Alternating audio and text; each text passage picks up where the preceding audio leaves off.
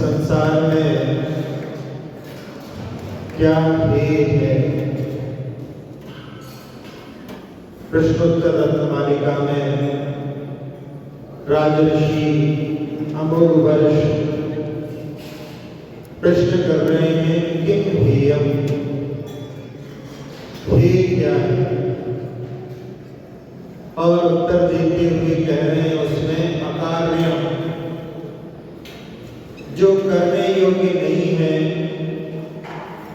उसको हेय कहा जाता है। जिस कार्य को करने पर लोक में निंदा होती है, जिसमें लोगों के लिए प्रशंसा प्राप्त नहीं होती, उस कार्य को अकार्य कहा जाता है और उसको हेय कहा। 7 व्यसन 5 पाप ये सभी हेय की कोटि के अंतर्गत आते हैं। जब चोरी करने की आदत पड़ जाती है तो व्यक्ति चोरी करने से बाज नहीं आता। कई बार जहां होटल आदि में जाते हैं वहां पर से भी कोई चीजें उठा करके अपने साथ में ले जाते हैं। किसी पार्टी में जहां बड़े अमीर घर की पार्टी थी, चांदी की थालियां, सोने की चम्मचें रखी हुई थी, वहां पर भी एक व्यक्ति ने अपने जेब में उठा करके सोने की चम्मच डाली और एक सज्जन व्यक्ति ने देख लिया। वैसे उसका कोई इससे संबंध नहीं था और ना उसको कोई घाटा होने वाला था, लेकिन फिर भी वो सामने वाले के लिए सत्मार्ग प्रशस्त करने के लिए उसने अपने जेब में एक चम्मच डाली और पास की जाकर के चेयर पर बैठ गया और उससे धीरे से वहां पर बोला कि अपनी चोरी पकड़ी गई है, अपने को चम्मच चुराते हुए किसी ने देख लिया है, इसलिए अपने को ये चम्मच बाहर रख देना चाहिए। अपनी चम्मच जो जेब में डाली थी निकाल करके बाहर रखी, सामने वाले को भी इसके माध्यम से करना पड़े। तो ऐसा कार्य जिसके कारण में निंदा होती है उसको अकार्य कहा जाता है। एक और ऐसे ही प्रसंग में जहां एक पार्टी में जब जो अरेंजमेंट करने वाला कर्मचारी था उसने देखा कि एक व्यक्ति ने अपनी जेब में सोने की चम्मच रख ली है और उसने सोचा कि यदि मैं भी इसका नाम बताऊंगा तो पार्टी में माहौल खराब हो जाएगा और हमारे मालिक हमको डांटेंगे, और यदि नहीं बताता हूं तो घाटा होगा तो फिर वो हमारे ऊपर भी डाल सकते हैं। अब क्या किया जाए? वहां पर एक ऑर्केस्ट्रा उस पार्टी में बुला था और वो अपनी जेब में 2 चम्मच डाल करके वहां पर पहुंच गया और उसने वहां पर अनाउंस करते हुए कहा कि may I have your attention please. मैं आप लोगों के सामने एक जादू का खेल दिखाना चाहता हूं। उसने 2 चम्मचें वहां पर निकाल करके कहा कि ये चम्मच मैं अपनी जेब में डालूंगा, लेकिन आप लोगों की किसी की जेब से निकाल करके दिखलाऊंगा।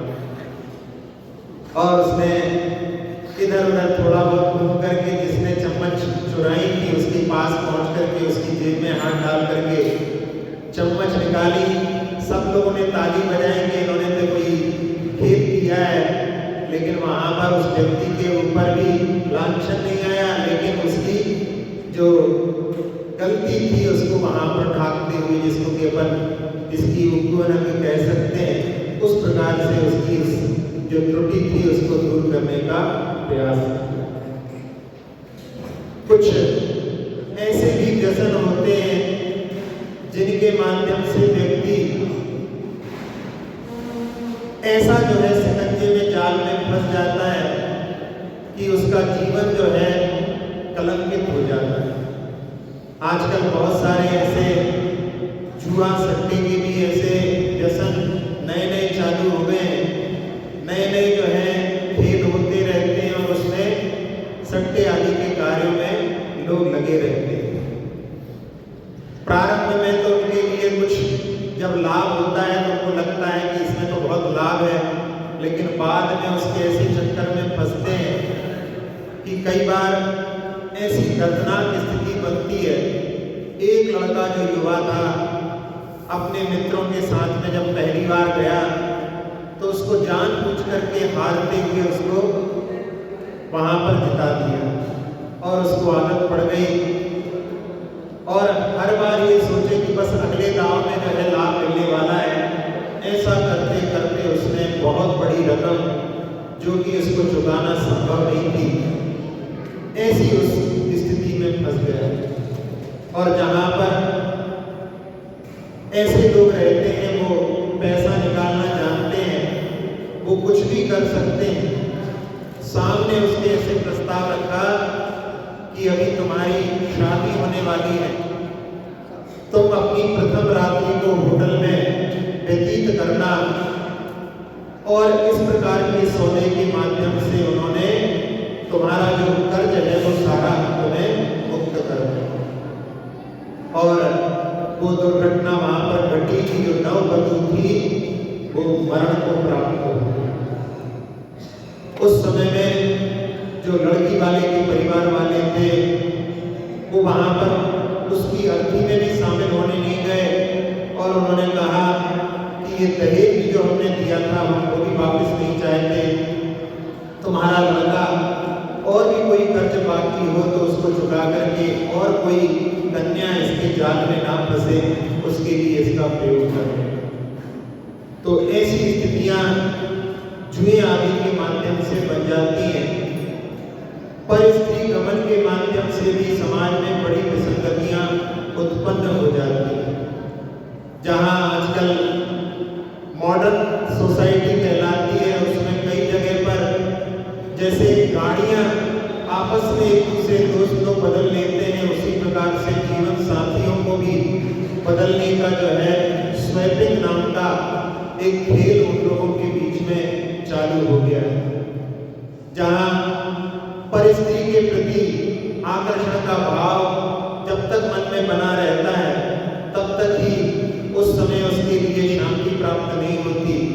इसीलिए किसी शायर ने कहा है कि यह विसंगति जिंदगी की 100 बार रोई, बाम में है और कोई चाह में है और कोई। ऐसी जो है पर स्त्री के प्रति आकर्षण, पर पुरुष के प्रति आकर्षण जब रहता है उसके माध्यम से भी समाज में जो ऐसे कार्य हो जाते हैं जिनको कि निंदनीय कहा जाता है। आप लोगों ने वो प्रसंग तो कथानक में सुनाई है कि जहां पर एक विप्र ने तपस्या की और उसके माध्यम से उसको एक ऐसे फल की प्राप्ति हुई जिसको अमर फल कहते हैं। और उस अमर फल को उस विप्र ने सोचा कि हम जी करके क्या करेंगे, गरीबी के साथ में इसको राजा के लिए भेंट कर देंगे। और राजा के लिए जब भेंट किया तो राजा अपनी रानी पर मोहित था, उसने अपनी पत्नी को दे दिया। पत्नी ने कि मैं स्नान करके इसका भक्षण करूंगी, और वो किसी जो कि घोड़ों की रक्षा करने वाला एक अश्वरक्षक था उस पर मोहित थी, उसको दे दिया। और वो एक वेश्या पर मोहित था, उसने उसको दे दिया। और वेश्या ने सोचा कि इससे तो और पाप का बर्धन होगा, इसके लिए तो राजा को देना चाहिए, तो राजा को दे दिया। जब राजा के हाथ में वो आया तो राजा को उस समय में रहस्य प्रकट हुआ क्योंकि उसके भाई ने उसको सचेत किया था, लेकिन वो जो है अपने मोह की अंधेपन के कारण में उसकी बात पर विश्वास नहीं किया, बल्कि उसको ही राज्य से निकाल दिया।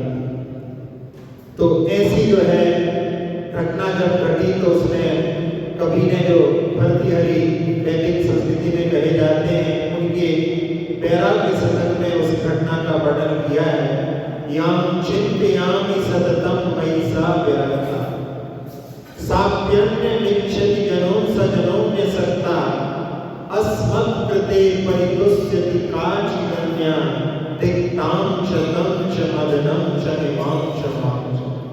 इस घटना में उन्होंने कह दिया है कि मैं जिसको चाहता हूँ वो किसी और को, और वो किसी और को ऐसे करते करते वो जो है मुझमें संतुष्ट होती है। इसलिए सबके लिए धिक्कार कहते कहते कि इस काम के लिए और इस मदन के लिए भी धिक्कार। और इस प्रकार से जो स्थितियां बनती हैं वो निंदनीय कहलाती हैं। इसीलिए यहाँ पर राजर्षि अमोघवर्ष ने कहा है कि किम हेयम, क्या हेय है, तो जो निंदनीय कार्य हैं, अकार्य हैं, उनको हेय कहा जाता है। कुछ ऐसे व्यवसाय भी जो निंदनीय माने जाते हैं उनके लिए भी यदि कोई करता है तो वो भी जो है समाज में प्रतिष्ठा को प्राप्त नहीं हो सकता। कुछ ऐसे व्यवसायों के बारे में जैसे कि चमड़े का व्यापार करना, कुछ लोग पटाखे का व्यवसाय भी करते हैं, उसके माध्यम से भी कितनी हिंसा होती है। जहाँ दिवाली पर जब पटाखे छोड़े जाते हैं उस समय में बहुत सारे जो पक्षी होते हैं उनके वहाँ पर गर्भपात हो जाते हैं, यानी उनके अंडे जो हैं समय के पहले जो है गिर जाते हैं। उस आवाज के माध्यम से कितने जीवों की हिंसा होती है। यदि इस प्रकार का व्यापार करते हैं तो वो भी जो है निंदनीय है, अकार्य है, उसको नहीं करना चाहिए। कई बार ऐसी दुर्घटनाएं भी परिवारों में घट जाती हैं जहां पर इस प्रकार के व्यवसाय करते हैं। एक व्यवसाय होता है पेस्टिसाइड्स का, जहां पर कीटनाशक का व्यापार किया जाता है। उसमें कितने सारे जो विकलेंद्रीय जीव हैं उनकी हिंसा होती है। एक परिवार में जो पेस्टिसाइड्स का व्यापार करता था उनके यहाँ पर कुछ दिनों के बाद में एक एक्सीडेंट में भाई की और उनकी 2 संतान की एक ही जो है एक्सीडेंट में मृत्यु हो। अब यदि अपन इसको देखें, वैसे तो एक्सीडेंट सबके किसी के भी हो सकते हैं, लेकिन इस प्रकार के कार्य करने के साथ में अपन उसको जोड़ करके चल सकते हैं। पहले भी हमने बताया था कि एक कन्या ने अपने घर में जो कीड़ों को मारने के लिए दवाई लेकर के आई और उसने सोचा कि टमाटर के ऊपर लगा करके उसको छोड़ देंगे। उसने टमाटर के 2 पीस लिए, एक पीस के ऊपर दवाई को लगाया और इसी बीच में फोन की घंटी के कारण में वो भूल गई कि किस पर लगाया है। उसने जिस पर दवाई नहीं लगाई थी उसको तो जो है खाने के लिए डाल दिया, चूहे आदि के लिए, और जिस पर दवाई लगाई थी उसको स्वयं खा लिया। छत्तीसगढ़ की ये घटना पेपर में आई थी कि स्वयं जो है दूसरों को मारने के लिए छोड़ी गई दवाई से स्वयं मरण को प्राप्त हो गया। अभी कुछ दिनों पहले एक घटना आई थी कि जिस मटके में पेस्टिसाइड्स छिड़का था और उसी मटके को धोकर के बाद में उसी किसान के 3 लोग जो है मरण को प्राप्त हो गए। 50 वर्ष का, एक 20 वर्ष का और एक 10 वर्ष का। तो इस प्रकार के कार्य जब करते हैं या कीटनाशक आदि के उसके माध्यम से हिंसा का जो भाव है उससे ऐसे पाप का जन्म होता है कि स्वयं की भी जो है क्षति उसके माध्यम से हो सकती है। कुछ और ऐसे भी व्यवसाय होते हैं जैसे कि जो कि उच्च मूल्य के करने के योग्य नहीं होते, जहाँ पर जो ब्यूटी पार्लर का भी जो व्यवसाय होता है वो भी जो है करने के योग्य नहीं माना गया है। लेकिन फिर भी बहुत सारे लोग आजकल के नए फैशन के हिसाब से ऐसे कार्यों को भी जहाँ भोजन के संबंधी भी कौन कौन सी चीजें अपने लिए खाने के योग्य नहीं है, खाने के योग्य होने के बाद में भी किस किस के साथ में क्या नहीं खाना चाहिए, वो भी जो है हेय की दृष्टि में आता है। जैसे जिसके लिए डायबिटीज हो रही है उसके लिए जो मीठा भोजन वो वहां पर उसके लिए हेय है, यदि वो खाएगा तो उसके माध्यम से उसके रोग में वृद्धि होगी। फिर भी कई लोगों को डायबिटीज होने के बाद में भी कहते हैं अरे मरना तो है कि खा के मरेंगे, बिना खाए क्यों मरे।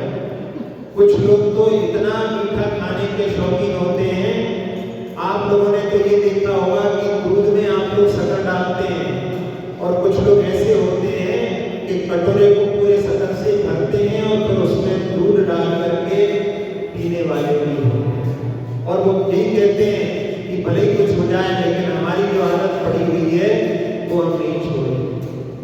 तो ये भी जो है अकार्य के अंतर्गत आता है। जिसके लिए हृदय की बीमारी है, यदि वो तली आदि चीजों को खाता है तो वो भी उसके लिए निंदनीय है। द्विदल के बारे में कि जिसके माध्यम से अपनी जब जिह्वा का स्पर्श होता है तो उसमें जीव उत्पन्न हो जाते हैं। आचार्य ज्ञान सागर जी महाराज ने देखा था कि वहां पूर्व में कुछ जो पक्षियों को पालते हैं वो वहां पर दाल और दही का मिश्रण बना करके उसमें थूक देते थे और उसके माध्यम से उसमें जल्दी जीवों की उत्पत्ति होती थी और पक्षियों को खिलाने के लिए इस प्रकार का कार्य करते थे। और साइंस की दृष्टि से भी देखा जाता है जब दाल और दही का संपर्क होता है तो उसके माध्यम से जो ब्लड प्रेशर है उसकी वृद्धि होती है ना, उसमें हाई ब्लड प्रेशर की जिनको परेशानी है उनके लिए वो नुकसानदायक हो सकता है। इसलिए भी अपने लिए जो चीज हेय है उसका जो है ग्रहण विधिपन करते हैं तो वो भी वहां पर अकार्य के ही अंतर्गत आता है।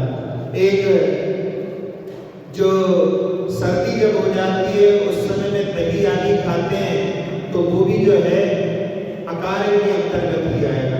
कई बार लोग जो है खाते हैं और कहते हैं कि कम से कम इससे एक फायदा तो हो जाता है, जब घर में प्रवेश करते हैं तो नकली खांसी नहीं करना पड़ती है, क्योंकि घर में जब घुसते हैं तो बहू बेटियां जो है अपने जैसी स्थिति में होती है उनको पता पड़ जाता है कि अब जो आ रहे हैं, इसलिए उनके लिए संकेत देने के लिए उनसे कहा भाई नकली खांस लिया करो। अरे के लिए जब असली है तो नकली क्यों दिखाएं। तो ये तो केवल एक खांसी की बात हो गई, लेकिन ऐसी स्थिति बनती है तो वो भी जो है वहां पर हेय के अंतर्गत लिया जाता है। जहां चोरी की बात आई थी, चोरी की बात में साथ साथ में एक और जो है प्रसंग कि एक व्यक्ति शिखर जी की यात्रा पर निकला और उस समय में पैदल यात्रा करने का उसने विचार किया। रास्ते में धन आदि की सुरक्षा के लिए उसने एक छड़ी को अंदर से जो है पूरा खाली करके और उसमें जो है सोने के सिक्के से ऊपर तक उसको भर लिया और उसमें एक हैंडल भी लगा दिया जिससे कि वो बिल्कुल पैक हो जाए और उसको लेकर के वो तीर्थ यात्रा पर निकला। रास्ते में उसका एक मित्र वहां पर मिलता था, रहता था, उसके पास में वो गया और उस मित्र ने देखा कि अपनी छड़ी को जो है कभी भी खुला नहीं रखते, रात में सोते हैं तो भी जो अपने बिस्तर के नीचे उसको दबा करके सोते हैं। तो उसने सोचा कि जरूर इसमें कुछ रहस्य होना चाहिए और एक बार जब वो कहीं इधर उधर थे तो उसने छड़ी को उठा करके देखा तो छड़ी बहुत भारी नजर आई उसको और उसने सोचा कि जरूर इसमें कुछ होना चाहिए। उसने थोड़ा बहुत इधर उधर निरीक्षण करने के बाद में जब उसके हैंडल को घुमाया तो वो खुल गया और देखा कि ऊपर से नीचे तक पूरे उसमें सिक्के भरे हुए और उस मित्र के मन में लोभ आ गया। उसने सारे सिक्के उसमें से निकाल करके उसमें लोहे के टुकड़े भर दिए और आखिरी में जो एक दो जगह पर उसने सिक्कों को रख दिया कि जरूरत पड़ेगी तो एक तो निकालेंगे, पता नहीं पड़ पाएगा, उसने वैसा ही पैक करके रख दिया। मित्र ने वहां पर जब विदाई हो रही थी तो उसके लिए कि आप यात्रा पर जाए हो तो हमारी तरफ से भी कुछ दान आदि कर देना, बोले तो और अच्छी बात है। और उसको लेकर के वो गया। शिखर जी वहां से ज्यादा दूर नहीं था तो उसको उसकी जरूरत नहीं पड़ी। और वहां पर जाने के बाद में उसने अच्छे से जब बदना आदि परिक्रमा आदि कर ली और उसका भाव था कि शिखर जी पर एक सिद्ध चक्र का विधान भी करवाए। वहां पर उन्होंने लोगों से मिलकर के कि भाई हमको विधान करवाना है। मैंने कहा यहाँ पर आपको संगीत की जो है पार्टी आदि सब विद्वान आदि द्रव्य आदि सब बुलवा दिया जाएगा। और उसने बयाने के रूप में कुछ पैसे दे दिए। और जब उस समय आया तब उस समय में जब पूरे पैसे चुकाने की बात आई तो उसने जाकर के अपने उस छड़ी को जब खोला और जब निकाला तो देखा यहाँ पर तो सारे लोहे के टुकड़े हैं। अब वो वहां पर जो तय कर दिया था चुकाने में असमर्थ हो गया।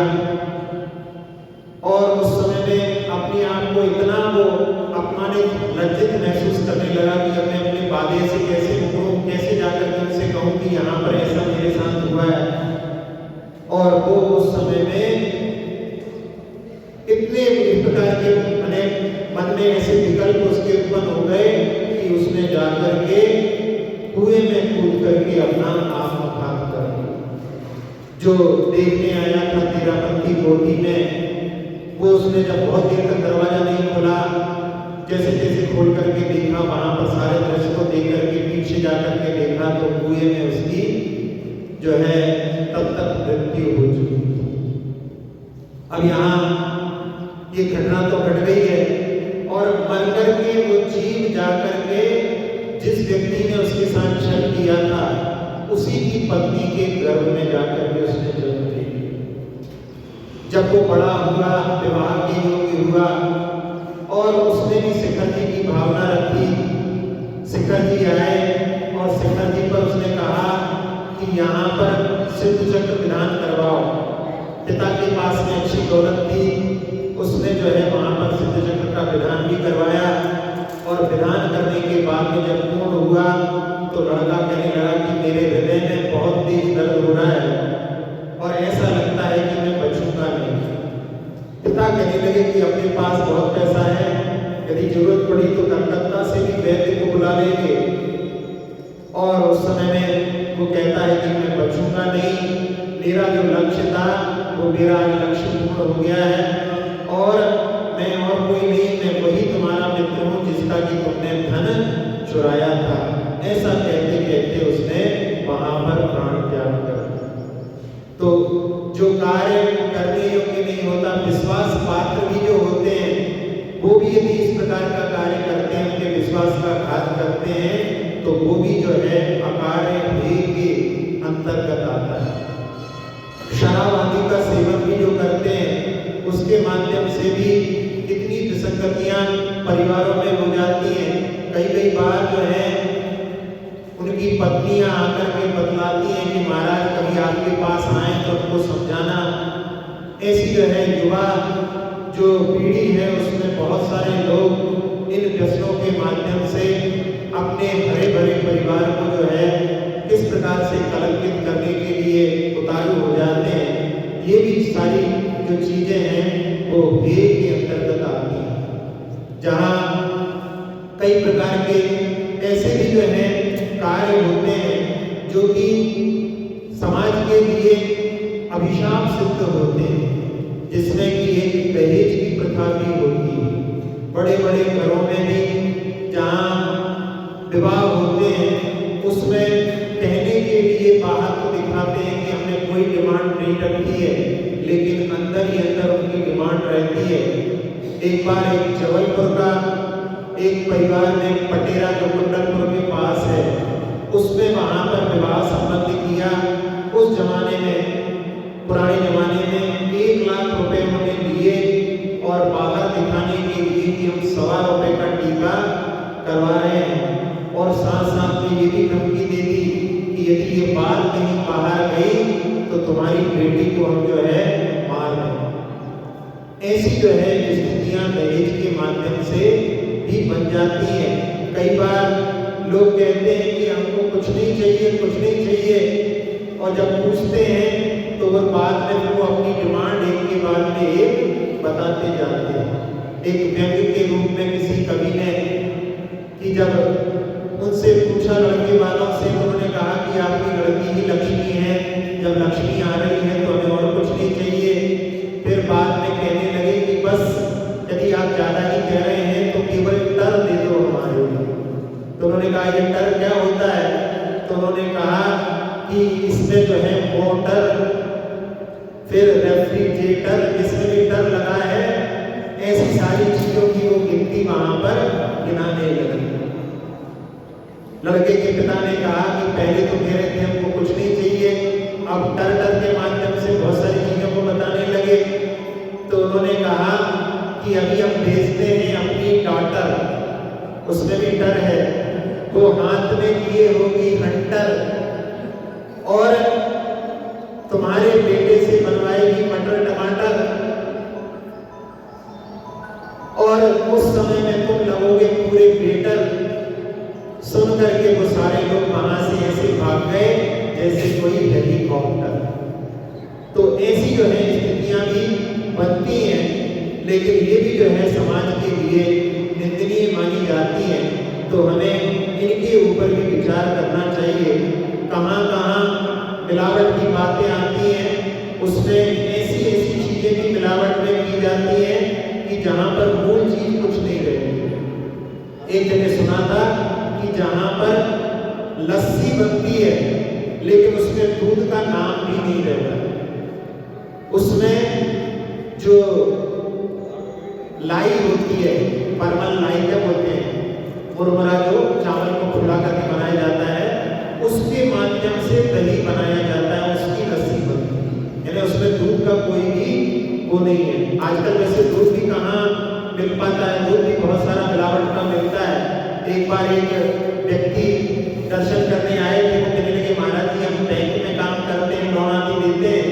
एक बार हम ट्रेन में जा रहे थे और उस समय में चाय पीने के लिए जो हमने वहाँ पर किसी से कहा, तो वो दूसरा जो चाय वाला जिसको हमने लोन किया था, उसने आकर के कहा कि सर यहाँ पर आप चाय मत लेना, यहाँ पर चाय जो बनती है वो टूथपेस्ट से बनती है।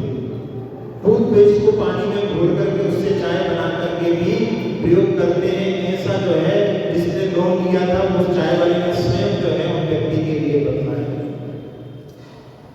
कई लोग जो है मिलावट के रूप में जो अमरूद की जो छाल होती है उसको दालचीनी के रूप में बेचते हैं। कुछ लोग जो है खजूर की गुठली को सुपारी के रूप में बेचते हैं। तो ये सारे कार्य भी जब करते हैं तो वो भी जो है निंदनीय कहलाता है। कम तोलने की भी जो है बात जो है व्यापार में होती है और उसके माध्यम से भी कई बार अपने लिए भी जो है वहां पर प्रश्न चिन्ह लग जाते हैं। एक बार दो दुकानें पास पास में थी, एक दुकान थी हार्डवेयर की और एक किराने की दुकान थी। हार्डवेयर में से जो उन्होंने सामने वाले से कहा कि 1 किलो दाल लेकर के आओ, तो वो दाल लेकर के आया और दाल लेकर के आया तो उसने अपने वहां पर तोला, उससे कहा कि भाई तुमने जो है दाल कम दी है।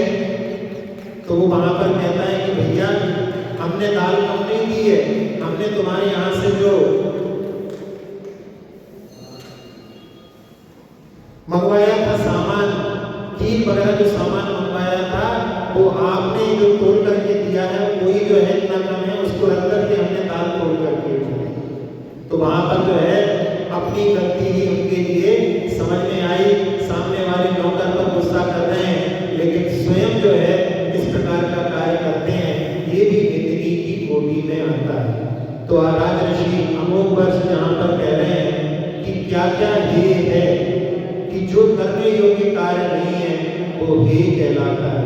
चाहे वो 5 पाप हो, चाहे वो 7 व्यसन हो, और भी जो चीजें जो कि हमारे स्वास्थ्य के लिए भी अच्छी नहीं है, यदि हम उनका भी सेवन करते हैं तो वो भी जो है अकार्य की कोटि में आता है। जब विवाह आदि होते हैं उस समय में जो भोजन आदि दिया जाता है, उस समय में भी